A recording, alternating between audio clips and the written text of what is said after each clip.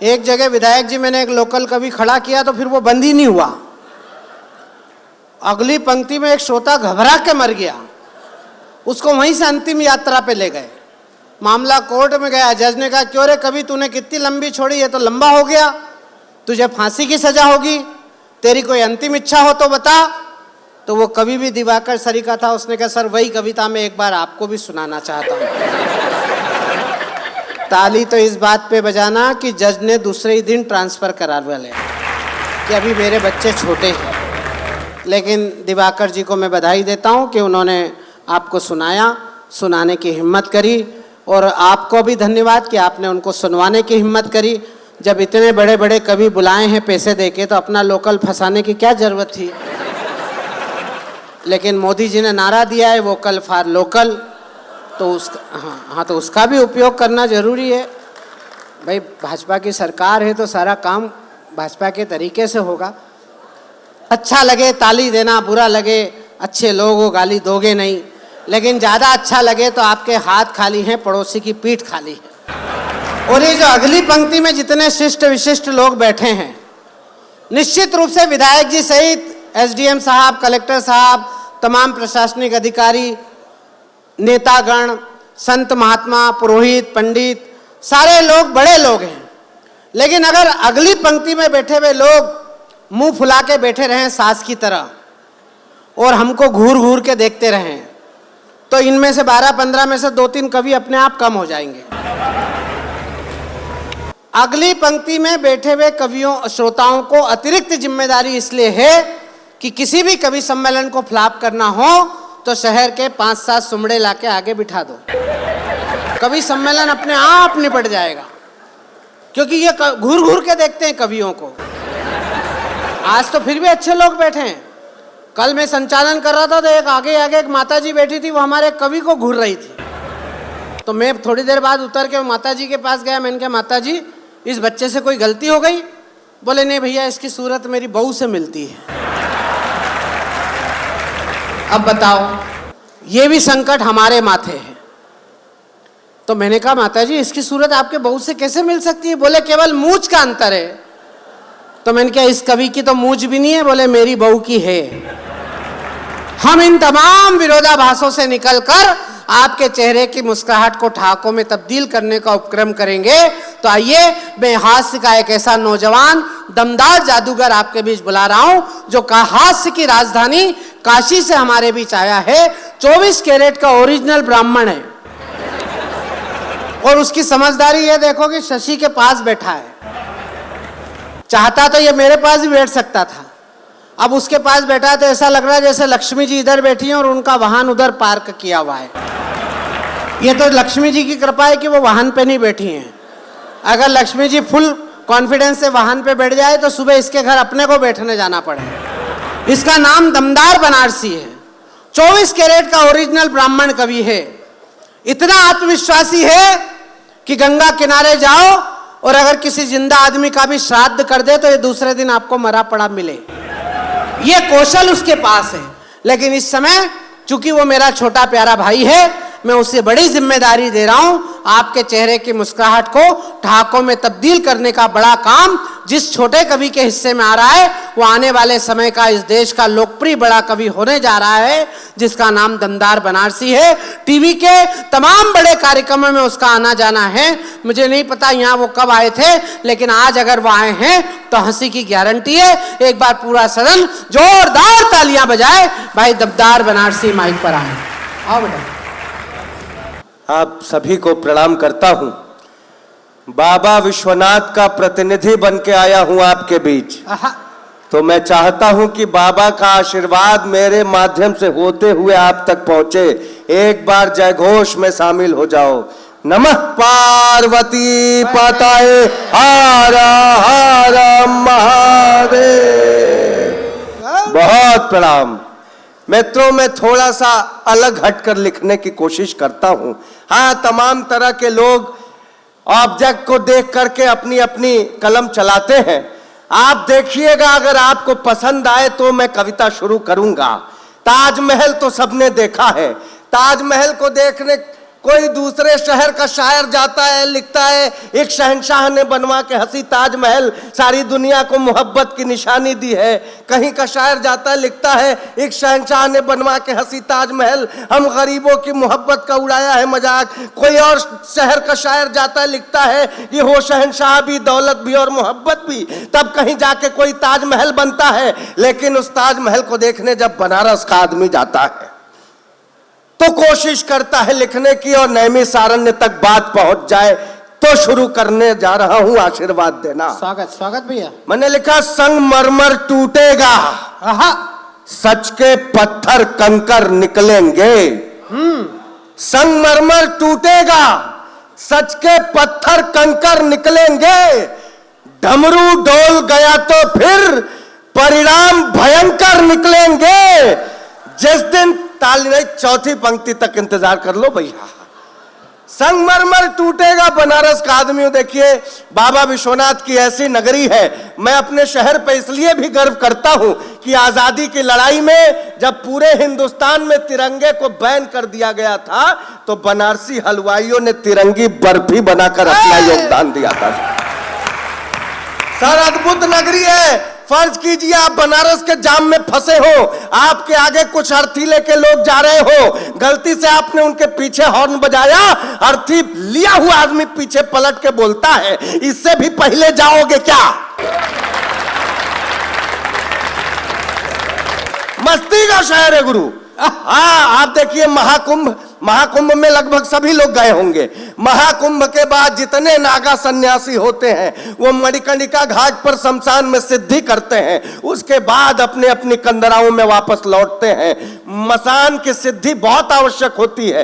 एक नवविवाहित जोड़ा आया, गंगा में डुबकी लगाया, सीढ़ी चढ़ रहा था, साक्षात नागा बाबा विराट स्वरूप में दिखे। लपक के पैरों में पड़े दोनों दंपति, दोनों पति पत्नी जो है पैरों में गिरे। नागा बाबा मुझे आशीर्वाद दो। बोला मैं नागा बाबा नहीं हूं, नहाने के लिए गया था, कोई कपड़ा चुरा के भाग गया।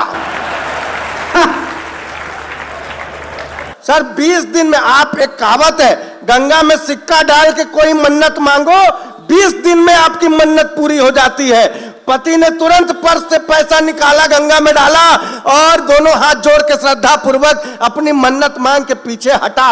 वही प्रक्रिया पत्नी दोहरा रही थी। सिक्का निकाल के गंगा में डाली, तब तक एक अनहोनी हो गई, पैर फिसला, गंगा में गिर गई। पति उछड़ के दोनों हाथ जोड़ के मारे, गंगा मैया इतनी जल्दी मन्नत पूरी कर ली। मस्ती का शहर है गुरु। हाँ जवाब तो ऐसे मिलते हैं। गोदौलिया चौराहा देखा है आप लोगों ने? गोदौलिया चौराहा की घटना बता रहा हूं। लाल बत्ती जल रही थी, पूरा ट्रैफिक रुका हुआ था। एक बुढ़िया जल्दीबाजी में रास्ता पार कर गई। ट्रैफिक हवलदार सीटी बजाता रह गया, बुढ़िया नहीं रुकी। हवलदार दौड़ के बुढ़िया के पास आया, ए दादी कब से सीटी बजा रहा हूं, सुनाई नहीं दे रहा? बुढ़िया बेचारी रुआसी मुंह बना के बोली, ए बेटा ये उम्र सीटी सुनने का थोड़े ना है। मस्ती का शहर है। बात पहुंचे तो आशीर्वाद चाहता हूं। मैंने लिखा संगमरमर टूटेगा, सच के पत्थर कंकर निकलेंगे। क्या बात है। डमरू डोल गया तो फिर परिणाम भयंकर निकलेंगे। और जिस दिन ताजमहल के ऊपर बुलडोजर चल जाएगा, उस दिन ताजमहल के अंदर भोले शंकर निकलेंगे। बहुत प्रणाम करता हूं, आप आशीर्वाद दे रहे हैं, मुझे खुशी हो रही है। हाँ वैसे भी कवियों से नाराज होकर आप कहां जाएंगे। हाँ अनेक किस्सा बता रहा हूं। एक बार एक राजा एक कवि से नाराज हो गया और उसने उसको सजा दी कि इसको बीच चौराहे पे सुबह होते ही फांसी पे लटका दो। सिपाहियों को यह आदेश दिया, जरा नजर रखो ये रात भर क्या करता है। अब वो बेचारा कवि रात भर अपनी बंदी गृह में इधर से उधर घूमता रहा और यही बात कहता रहा, ऐसा लगता तो नहीं लेकिन हो भी सकता है, ऐसा लगता तो नहीं लेकिन हो भी सकता है। बात राजा तक पहुंची, राजा ने उसे बुलवाया, बोला यार इसका क्या मतलब हुआ, ऐसा लगता तो नहीं लेकिन हो भी सकता है, अभी थोड़ी देर बाद तुम्हें फांसी पे लटका दिया जाएगा। कवि ने हाथ जोड़कर बोला, हुजूर माई बाप मेरी कुंडली में लिखा है कि मेरी मौत एक हिजड़े के हाथों होगी। आप राजा हैं, आपको देखकर ऐसा लगता तो नहीं लेकिन हो भी सकता है, कुछ भी हो सकता है। मैं बस एक छोटी सी कविता सुना करके अपनी बात पूरी करता हूँ, बैठता हूँ और शुरुआत दे रहा हूँ। ये मंच चलता रहे आगे। सुनिए कि एक नेता ने दूसरे नेता पर जैसे ही गधा होने का आरोप लगाया, सारे गधों को एक साथ क्रोध आया। हंसना नहीं था, यहां ताली बजानी थी। अब बजाइए। कहना पड़ रहा है आप लोग को ताली बजाने के लिए। मैं पुलिस के लोग खड़े हैं, मैं बहुत प्रणाम करता हूं। हाँ, आज हम लोग के अंदर भैया, आदरणीय इंस्पेक्टर साहब, हम लोगों के अंदर एक दुबले पतले होने के बाद भी क्या है, एसपी साहब पहले इंस्पेक्टर रहे होंगे, अब वर्तमान में एसपी है, प्रणाम करता हूं।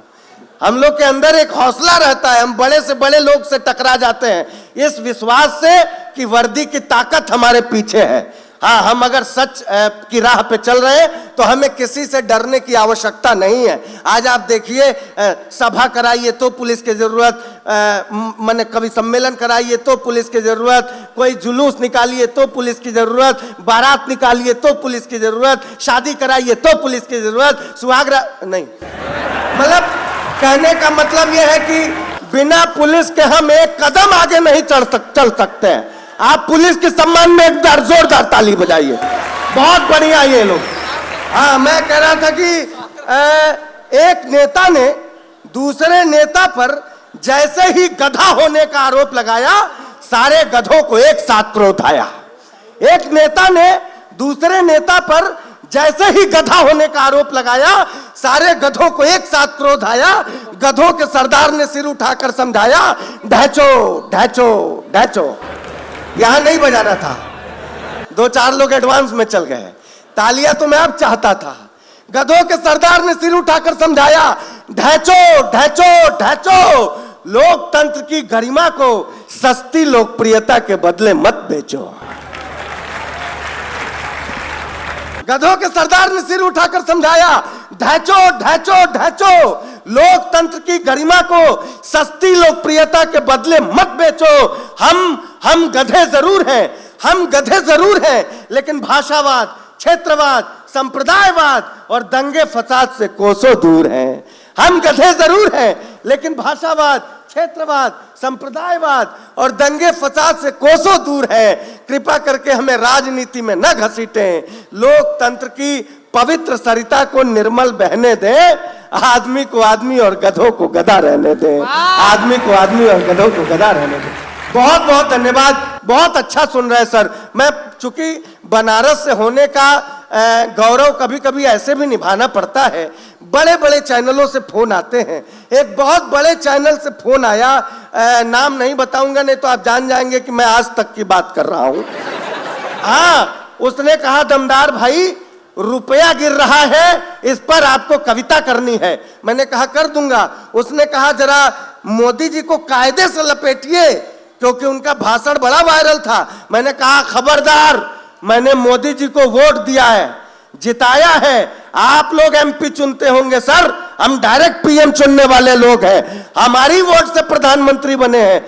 कोई सदियों में ऐसा नेता पैदा होता है जो सिर्फ हिंदुस्तान नहीं, विश्व के 11 देशों का सर्वोच्च सम्मान हासिल करता है। एक एक भारतीय का सीना चौड़ा होता है। मैंने जवाब दिया, मैंने कहा रुपया गिर रहा है, इसमें मोदी जी की कोई गलती नहीं, रुपये की गलती है। वो गिरा क्यों? मैंने कहा 56 की उम्र में रहीम राम गिर पड़े। हनीप्रीत जानती है इश्क का फितूर है। हंसना नहीं है, ताली बजानी है। मैं आपकी कसम खा के बता रहा हूं, इस छंद पे बजाई गई आपकी एक एक ताली मेरे लिए ठीक वैसा ही काम करेगी जैसा बाबा के लिए हनीप्रीत किया करती थी। बजाएंगे तो अच्छा लगेगा। मैंने कहा 56 की उम्र में रहीम राम गिर पड़े। हनीप्रीत जानती है इश्क का फितूर है। एनडी तिवारी का तो डीएनए टेस्ट याद होगा विधायक जी। गिरे थे 86 में, यह किस्सा मशहूर है। 60 रामपाल और 72 में आसाराम।